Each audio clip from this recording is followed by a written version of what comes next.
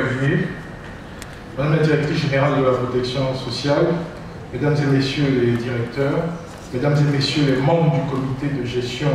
du Fonds d'insertion professionnelle des personnes en situation de handicap, Mesdames et Messieurs les membres du comité technique du Fonds pour l'insertion professionnelle des personnes en situation de handicap, chers amis de la presse, Mesdames et Messieurs, nous sommes réunis ce matin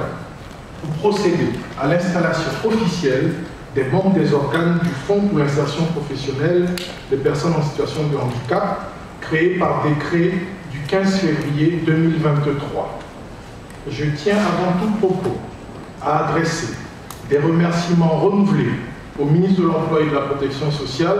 représenté ici au plus haut niveau par son jeune et dynamique directeur de cabinet, que je vous demande d'applaudir.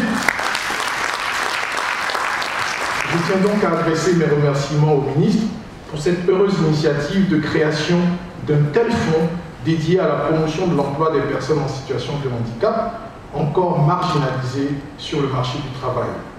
J'adresse mes salutations fraternelles aux membres du comité de gestion et du comité technique présents ce matin et leur souhaite plein succès dans cette noble mission.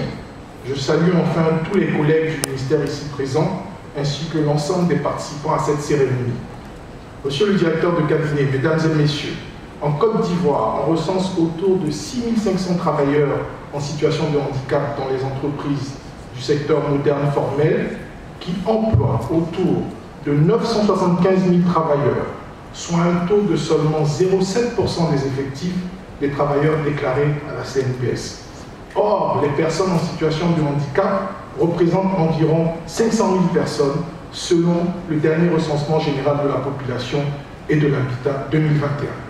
Compte tenu d'un tel contexte, la mise en place du Fonds pour l'insertion professionnelle des personnes en situation de handicap prend tout son sens. En effet, l'article 3 du décret de création de ce fonds stipule qu'il a pour mission de favoriser par ses concours l'insertion, mais aussi le maintien dans l'emploi des personnes en situation de handicap et des travailleurs handicapés suite à un accident de travail ou une maladie professionnelle.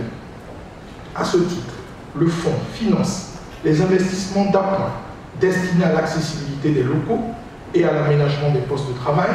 et y contribue également à l'acquisition d'équipements techniques ou de matériel didactique et de travail adapté aux personnes en situation de handicap.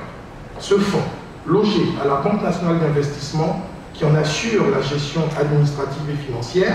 est alimenté notamment par les contributions annuelles versées par les entreprises privées en cas de non-respect des obligations d'embauche de personnes handicapées et aussi par une allocation annuelle budgétaire de l'État de Côte d'Ivoire.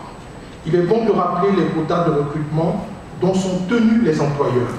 Effectifs jusqu'à 100 travailleurs permanents, au moins une personne en situation de handicap. Effectifs au-delà de 100 travailleurs permanents, 2%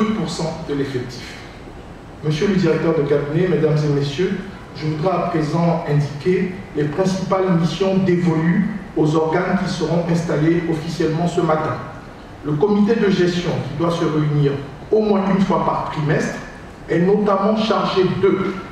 définir la stratégie de mise en œuvre des missions du fonds, de définir la politique générale de gestion du fonds, de suivre l'exécution du budget et d'approuver les bilans financiers et rapports d'activité, d'approuver les projets et activités éligibles au financement et enfin de rendre compte au ministre de tutelle, le ministre de l'Emploi et de la Protection sociale pour la tutelle administrative et technique et le ministre des Finances et du Budget pour la tutelle financière. Le comité de gestion, constitué des services compétents du ministère de la Protection sociale, donc le comité technique, et je vais citer les structures compétentes du ministère de l'Emploi et de la Protection sociale, le cabinet, la Direction générale de l'Emploi, la Direction générale de la Protection sociale, la Direction générale du travail, la CNPS, la Direction des ressources humaines et la Direction des affaires juridiques. Ce comité technique a pour mission d'instruire les requêtes d'appui soumises au fonds, de préparer les décisions à soumettre à l'approbation du comité de gestion et d'en suivre l'exécution en lien avec la BNI. Ce comité doit se réunir tous les 2 mois. Mesdames et messieurs, Le Fonds pour l'insertion professionnelle des personnes en situation de handicap est véritablement à saluer car c'est un instrument inédit dans notre pays. Sa mise en œuvre viendra renforcer le dispositif d'accompagnement des personnes en situation de handicap, doter de qualifications et faciliter ainsi leur employabilité. C'est sur cette note d'espoir que je voudrais clore mon propos en vous remerciant pour votre attention.